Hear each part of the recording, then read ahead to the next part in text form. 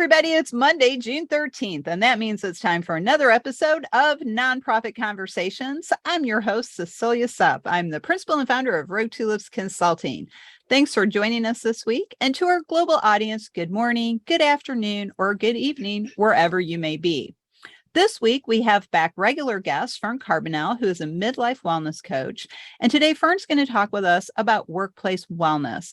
Welcome back, Fern. Would you like to say hello and tell the audience a little about yourself? Hello, thanks for having me, Cecilia. I'm Fern Carbonell of Love, Nurture, Bloom, and I support women to take the best care of themselves through midlife and beyond. Great. Well, welcome back, Fern. We always love hearing from you because I think we all do get off track about taking care of ourselves as we get caught up in our day. So since we're talking about workplace wellness this week, what are some of your insights and suggestions about the physical workspace, since most of us work at a desk and are on computers most of the day? Yeah, I mean, we spend so much time, most of our day at work. So it's just nice to have your workspace really support the work that you're doing and support your well-being so that you're happy and content at your workspace. So the first thing I would bring my attention to is just setting your desk up so that it's ergonomically comfortable, like raising your computer so that it's at eye level and you aren't craning your neck to look at things, and maybe even a standing desk. It doesn't work for everybody, but if you could get a standing desk, that's also comfortable as well. Make sure the lighting is appropriate for your workspace. Some people like to work in the dark, others like a lot of light. I like to have a lot of light, when I'm working. And have some personal things, like maybe some photographs of loved ones, to just kind of cheer up your space, and also have some plants there, maybe even some flowers. That's always a nice touch, and it also helps to clear the air as well. So those are just some things to start with. Also your chair, I didn't mention the chair, but yes, definitely have an ergonomically comfortable place to sit. And I am so glad you reminded everyone of that, especially me, because I've noticed the last few weeks, I've been working on a lot of different projects, and I have adopted the strange habit of leaning forward like this from my lower back. And I have to keep reminding myself to sit back. So, and I love the advice about have something, beautiful or just fun on the desk. I have this actually really crazy highlighter on my desk. It's just like it's like a little character with a funny smile on its face and this funny hair, and it just makes me laugh every time I look at it. So I think that's great advice. And one of the things I think we all forget about or just have struggle with adjusting it is where our feet should be when we're sitting at our desk. So do you have any advice about that? Oh, actually, yeah, I'm glad you brought that up, because I do have a footrest that I place that's under my desk, and I put my feet on so it's resting. So if your feet don't touch the floor, get something so that your feet rest and they aren't dangling, because that's not going to be comfortable for your knees. So yeah, get a footrest. It's helpful. You can get it on Amazon. Just look up footrest. And then do you have some advice about like how high you should be sitting at your desk? Like, should your desk be at your waist if you're sitting, or should be at your rib cage? I mean, do you have any guidance about I think that? it's yeah, so it's all just a personal comfort. For me, I like to have my desk with my arms resting on it comfortably. So instead of it being up high, my arms being up high, I like it being more leveled. So that's comfortable, especially if I'm on a keyboard all day. So it's just personal comfort. Just see how it feels with your shoulders and your back, and just make sure also, that you're checking your posture and you aren't slouching, because that's not going to get comfortable. I mean, I do, throughout the day, if you're not paying attention, yeah, you're going to be craning forward. So every once in a while, just check yourself, throw your shoulders back and just check your posture. Well, and I'm kind of laughing at myself because you just reminded me to check my posture. And I did. I just like sat and pulled my shoulders back because I do that too. I even have a big note on my desk that says posture, exclamation point, to try to remind me to sit correctly. So now we've talked a little bit about the physical space, Fern. So Now I think let's kind of shift into that kind of mental space, because maybe we're sitting at our desk all day and that creates kind of it definitely creates a different mindset. It definitely also kind of creates almost like a room. You're almost like in a room at your desk. So what are some tips or things we should remember to do throughout the day to maybe just break up our workday a little bit? Yeah, to break up your workday a little bit, you can just, stand up and take a break from your desk, walk away from your desk, maybe take a walk, get a coworker to, go walk to the coffee shop or go to the break room and just have a little chat, just to take a break from your desk, take a break from your work, and also move your body a little bit too. And it helps when you have someone you can do that with, a coworker, a friend. If you're working from home, grab your neighbor, go take a walk around the block. Mm-hmm. Well, I think that it really makes a big difference. I'm lucky. I live in a single family home and I have a nice backyard. So if I really need to just have a shift and a little bit of a break, I can just step outside into my yard and look around. Mm-hmm. And this Mm-hmm. morning Yeah. it was really beautiful. I heard all kinds of birds singing and Mm-hmm. saw them eating at the bird feeding station. So Yeah, and that's another thing is when you do go outside, all, when you're sitting at a desk looking at a computer all day, your vision is only going so far, maybe a couple of feet. So to just kind of give your eyes a break and also to help with your vision is when you're outside or even when you're inside, is to just look beyond, just look over to the horizon, just so you can practice your distance vision. And I got this tip from Dr. Huberman. He has a podcast called Huberman Labs, and he's a tenured professor at Stanford in neurobiology and ophthalmology. So he's got some really great tips for your vision. And that was one of the things that I liked.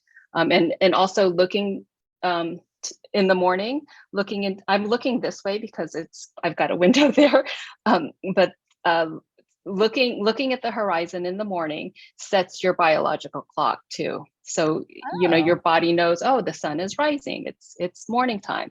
And then if you can remember at the evening to look into the horizon again, because then the sun is setting and your body is telling itself that it's time to wind down. So those are some great tips I've gotten from him. that's a really good point. I never thought about that we're just looking at such a short distance. And I totally agree about adjusting our biological clock to natural time. I think I think it is time to get rid of daylight savings time. It was great in its day. I don't think we need it anymore. I think it would be healthier for us too. Because I got to tell you, right now, this time of year, middle of June on the East Coast, it doesn't get dark now till almost 9 o'clock at night. And so it's very difficult to know, okay, well, it's actually very late in the day and we should be kind of winding things down a little bit. So, but I think another thing that I'd love to hear from you about is the fact that we do work so much. Americans we work hard. Data shows we tend not to take our vacation time. So what are your views on that, Fern? About like taking some time off, even if it's a half a day or a long lunch or something. Oh my goodness. You know what? Rest is so important. And just to give yourself a break from, the stress of work, everybody needs that downtime to just kind of reset your mind and body. A vacation is nice. If you have a vacation piled up, please use it because you're going to feel so much better when you do. And even if you can just take half a day off and not think about work and just do things that you enjoy is just so much better for your well-being, and you'll feel better about life. You'll be healthier and, just feel good in your body. Just have that downtime. Well, and I think your body feels better, but I think also your mind feels better. Like, I am fortunate. I work for myself. I work from a home office. I have a virtual company, so I make my own schedule pretty much. And if I'm not feeling well or I'm feeling run down like I was the other day, I can just say, "Hey, I can't do good work if I'm feeling sick. Let me go rest." And that's what I needed. I actually ended up falling asleep for a little while because I needed a nap. And because you can't do what you need to do if you're not recharged. Exactly. Yes. And then uh, maybe we could talk about some movements we can do at our desk, just, to keep our bodies limber and the energy flowing. So, I mentioned earlier that we're like constantly craning our neck. So, you could try doing some counter movements, throughout the day, just kind of bring your head back to your left, to your right, and even kind of rotate it, if it feels good. If it's too tight, just do gentle stretches, and then, shrug your shoulders, and then you can stand up and just do a back bend, just a slight back bend. So it'll make your back feel a little bit better because we're kind of slouched over, so, and even just doing some twists. But it's good to stand up and do these. I mean, I if you can get out of your chair, to just stand up and move and just do some stretches, and get your coworkers over and start stretching and moving your body. It feels good when you're like moving the energy throughout your body instead of it just staying stagnant when you're sitting at your desk all day. And for those of us joining us on audio and not seeing the video, Fern and I are actually doing these movements, and I am trying to do it too. Those are all really great things. Now, there's one other thing I wanted to ask you about that, the movements and like taking a break and things. You shared with me a great breathing exercise for calming and refocusing and recentering. And I share that with a lot of people. So would you mind sharing that today with the audience? Yes. Is it the box breathing that I spoke of The before? 4-4-4? Yes. Oh, Yeah, the 4-4-4 is great because anyone yeah. Yes. And I did that even before our podcast here, just to calm my nervous system. So inhale for 4, and then hold it for 4. Exhale for 4, hold for 4. So that's a box there. And then just repeat it as much as you need. But if 4 is a little too straining for you, reduce it to maybe 3. And that works just as well. And do it until you just feel really calm and good in your body.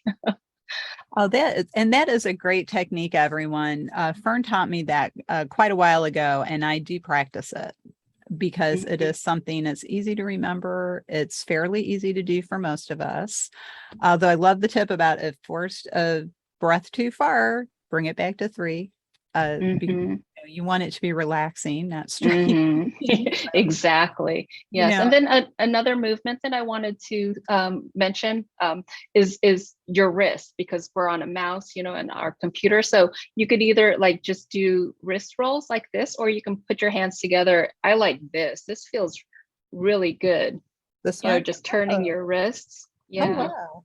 Yeah. Doesn't that feel good? It does, because yeah. I have that problem. I'm on device. So everyone, if you're listening on audio and not seeing the video, we are doing wrist circles with our fingers clasped together, and we're turning them, and it really does feel good, especially if you're somebody like me who is on devices most of the day. Exactly. If I'm not using my mouse at the desk, I'm on the smartphone, or I'm on a tablet or something. Yes. And then another thing, because when you're using a mouse, your hand is like kind of curled like that. So another good thing is to just kind of stretch your hand like this. Okay, let me see. I'm trying to show to a point where it's comfortable. If you don't want to pull anything, but that feels good too.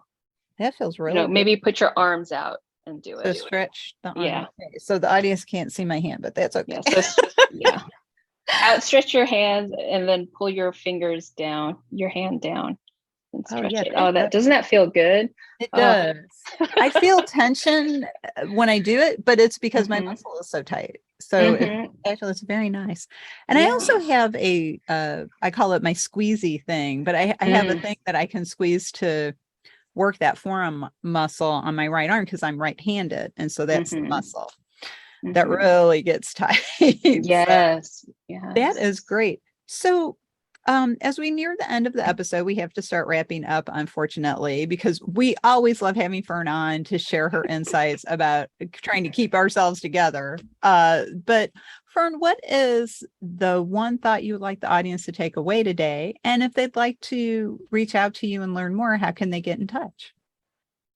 Yes, so the one thought that I would like to share today is to just pay attention to how you're feeling throughout the day so that you can support yourself. So if you're feeling a little tired, especially in the afternoon with the afternoon doldrums, get up and move your body, step away from your desk.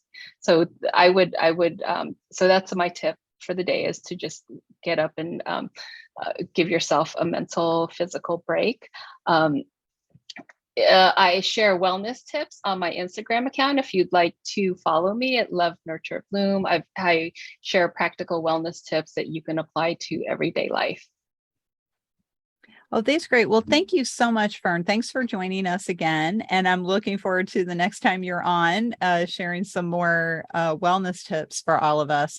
We here at Rogue Tulips thinks it's very important that we be aware of this. And so that's why we're always so happy when Fern can be on the show. So thank you, Fern.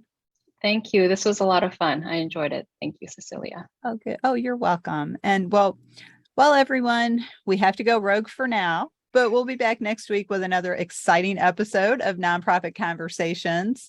If you'd like to learn more about Rogue Tulips Consulting and how we can help your organization, check us out on the web, roguetulips.com. If you're interested in getting some education regarding the CAE program, whether you already have the designation or you're interested in earning it, check out our education page, the 501cleague.net. So thanks for joining us, everyone. And on behalf of myself and Fern, we thank you, and we'll be back next time. Bye.